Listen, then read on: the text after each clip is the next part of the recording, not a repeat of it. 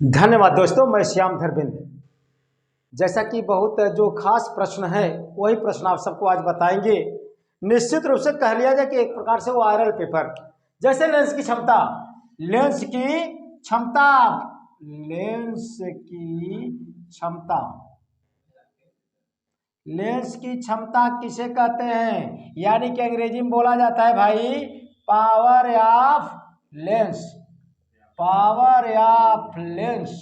यानी कि P बराबर आप सब जानते हैं 1/F, P बराबर 1/F मीटर में होता है। यानी कि फोकस दूरी के व्युत्क्रम को लेंस की क्षमता कहते हैं।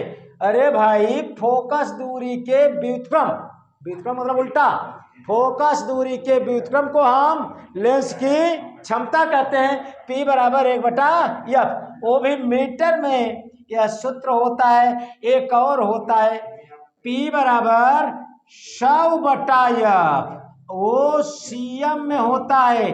निश्चित रूप से P बराबर 100/F सीएम में, यानी कि फोकस दूरी के व्युत्क्रम को हम लेंस की क्षमता कहते हैं। फोकस दूरी के व्युत्क्रम को लेंस की क्षमता कहते हैं, वो मीटर में या सीएम में है। निश्चित रूप से यह परीक्षा में पूछा जाएगा। इसका मात्रक क्या होता है, मीटर इनवर्स कह लीजिए या डायोप्टर कह लीजिए। डायोप्टर होता है, यानी कि उत्तल लेंस के लिए फोकस दूरी धनात्मक, अवतल लेंस के लिए फोकस दूरी ऋणात्मक होती है। निश्चित रूप से यह सवाल इस पर जरूर निश्चित रूप से पूछा जाएगा। लेंस की क्षमता और उस पर एक सवाल फिक्स है, परीक्षा में आएगा।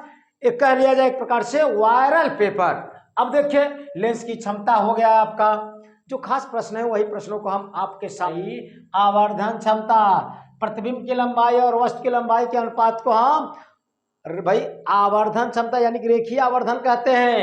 रेखीय आवर्धन, प्रतिबिंब की लंबाई और वस्तु की लंबाई के अनुपात को हम रेखीय आवर्धन कहते हैं। इनका कोई मात्रक नहीं होता है। निश्चित रूप से इस पर सवाल पूछा जाएगा आपसे।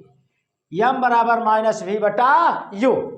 रेखीय आवर्धन की परिभाषा क्या है, प्रतिबिंब की लंबाई और वस्तु की लंबाई के अनुपात को हम रेखीय आवर्धन कहते हैं। इसका कोई मात्रक नहीं होता, लावारिस होता है बेचारा यह। अब और खास प्रश्न और है निकट दृष्टि दोष। निकट दृष्टि दोष निश्चित है, चाहे दूर दृष्टि दोष या निकट दृष्टि दोष आपके प्रश्न में, प्रश्न पत्र में आपको देखने को मिलेगा। निकट दृष्टि दोष किससे कहते हैं? अरे भाई निकट दृष्टि दोष, निकट दृष्टि दोष किसे कहते हैं?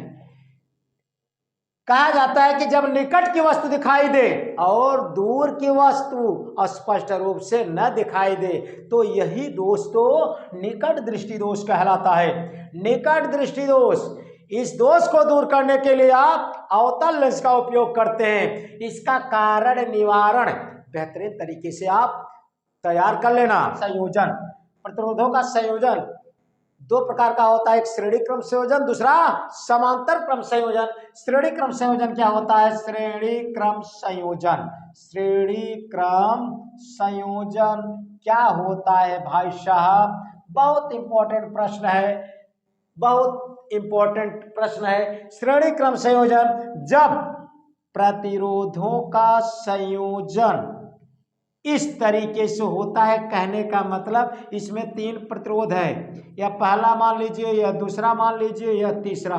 इधर लगा दीजिए आप बैटरी लगा दीजिए, इधर बैटरी लगा दिए हम, इधर कुंजी लगा दिया। अब भाई साहब यानी कि हम बता रहे हैं इनको आपको प्रतिरोधों का संयोजन में श्रेणी क्रम संयोजन, जब पहला प्रतिरोध का दूसरा सिरा अगले प्रतिरोध के पहले सिरे से जुड़ा हो। देखिए इनका यह पहला है यह दूसरा, ऐसे इनका यह पहला है यह दूसरा, ऐसे इनका यह पहला है यह दूसरा। अब यानी कि कैसे परिभाषित करेंगे भाई? जब पहले प्रतिरोध का दूसरा सिरा अगले प्रतिरोध के पहले सिरे से जुड़ा हो तो प्रतिरोधों का इस प्रकार का संयोजन ही श्रेणी क्रम संयोजन कहलाता है। इस पर निश्चित रूप से सवाल पूछा जाएगा। आपको सूत्र बताया गया है चैनल पर, हमारा इस चैनल पर निगमन भी इसका देख सकते हैं। R बराबर R1 धन R2 धन R3। एक इस पर सवाल निश्चित रूप से आप पढ़ लेंगे। समय कम है, सवाल तो आज नहीं बताएंगे। समांतर क्रम संयोजन, ये भी इनका भी सूत्र आप जाने। समांतर क्रम संयोजन, समांतर क्रम संयोजन किसे कहते हैं? जब प्रतिरोधों का पहला सिरा एक बिंदु से और दूसरा सिरा दूसरे बिंदु से जुड़ा हो तो प्रतिरोधों का इस प्रकार का संयोजन ही समांतर क्रम संयोजन कहलाता है। इनका क्या फार्मूला होता है भाई? 1 तुल्य प्रतिरोध यानी कि 1/R बराबर 1/R1 धन 1/R2 धन 1/R3। जब प्रतिरोध लगा हो तैठनी आप सूत्र बना सकते हैं, ऐसे ही n पदों तक बना सकते हैं आप। निश्चित रूप से कहने का मतलब इस पर आप सवाल निश्चित रूप से पढ़ लेंगे, फिक्स है, सवाल पूछा जाएगा। धन्यवाद दोस्तों, मैं श्याम धर्मेंद्र।